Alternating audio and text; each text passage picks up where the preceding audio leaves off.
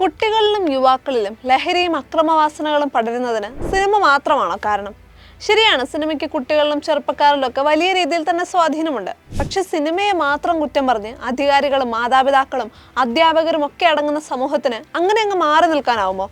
നന്മയും സ്നേഹവും മൂല്യങ്ങളും പങ്കുവയ്ക്കുന്ന എത്രയോ നല്ല സിനിമകൾ ഇറങ്ങുന്നുണ്ട്. മോശം സിനിമകളെ കുറ്റം പറയുന്ന എത്ര പേർ നല്ല സിനിമകളെ പ്രോത്സാഹിപ്പിക്കാൻ തയ്യാറാകാറുണ്ട്? തെറ്റായ മാതൃകകൾ നൽകുന്നവരെ, അത്തരം വഴികളിലൂടെ പോകുന്നയാളാണ് താനെന്ന് സോഷ്യൽ മീഡിയയിലൂടെ അഭിമാനത്തോടെ പറയുന്നവരെ സെലിബ്രിറ്റികളായി പരിഗണിക്കുന്ന കാലമാണിത്. പോരാത്തതിന് വിദ്യാർത്ഥികൾക്കിടയിൽ ആവേശമുണ്ടാക്കാൻ എന്ന പേരിൽ ഇവരെ സ്കൂളുകളിലും കോളേജുകളിലും ഒക്കെ സെലിബ്രിറ്റി ഗസ്റ്റുകളായി വിളിക്കുകയും കൂടെ ചെയ്യുന്നു. സോഷ്യൽ മീഡിയയിൽ ഫോളോവേഴ്സിന്റെ എണ്ണം കൂടുന്നത് ശരികളുടെയും സ്വീകാര്യതയുടെയും മാനദണ്ഡമല്ല എന്ന് മനസ്സിലാക്കേണ്ട സമയം അതിക്രമിച്ചു. തെറ്റ് പരസ്യമായി കാണിക്കുന്നവരെയും പറയുന്നവരെയും ഉയർത്തിക്കാട്ടിയ ശേഷം അത് കണ്ട് തെറ്റിലേക്ക് പോകുന്ന യുവാക്കളെ കുറ്റപ്പെടുത്തിയിട്ട് എന്ത് കാര്യം?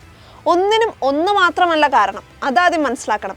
വ്യാപകമായ മയക്കുമരുന്ന് വിപണനം, രാഷ്ട്രീയ കൊലപാതകങ്ങൾ, കൊലപാതകികളെ സംരക്ഷിക്കുകയും മാലയിട്ട് സ്വീകരിക്കുകയും ചെയ്യുന്ന അധമ രാഷ്ട്രീയം, അതിൻ്റെ തുടർച്ചയായ കലാലയ രാഷ്ട്രീയം, തീവ്രവാദ വർഗീയ സംഘടനകളുടെ കഴുത്തറക്കലും ആൾക്കൂട്ട ആക്രമണങ്ങളും ആശയങ്ങളും, അധികാരികളുടെ വിദ്വേഷ പ്രസംഗങ്ങൾ, അക്രമാസക്തമായ ഓൺലൈൻ ഗെയിമുകൾ, സമൂഹ മാധ്യമങ്ങളിലെ വിദ്വേഷ പ്രചാരകർ, ഒപ്പം FIRലോ പഠനങ്ങളിലോ ചരിത്ര പുസ്തകങ്ങളിലോ മാത്രം രേഖപ്പെടുത്തേണ്ട കൊലപാതക ലൈംഗികാതിക്രമ സൂക്ഷ്മാംശങ്ങൾ സഹിതം ചിത്രീകരിക്കുന്ന ദിനപത്രങ്ങൾ ഉൾപ്പെടെയുള്ള മാധ്യമങ്ങൾ, ഇതിനെല്ലാം സമൂഹത്തിലെ അക്രമവൽക്കരണത്തിൽ പങ്കുണ്ട്. കുട്ടികളിലെ അക്രമവും മയക്കുമരുന്നിനോടുള്ള ആസക്തിയും തടയുന്നതിൽ മാതാപിതാക്കളും നിർണായക പങ്ക് വഹിക്കുന്നുണ്ട്.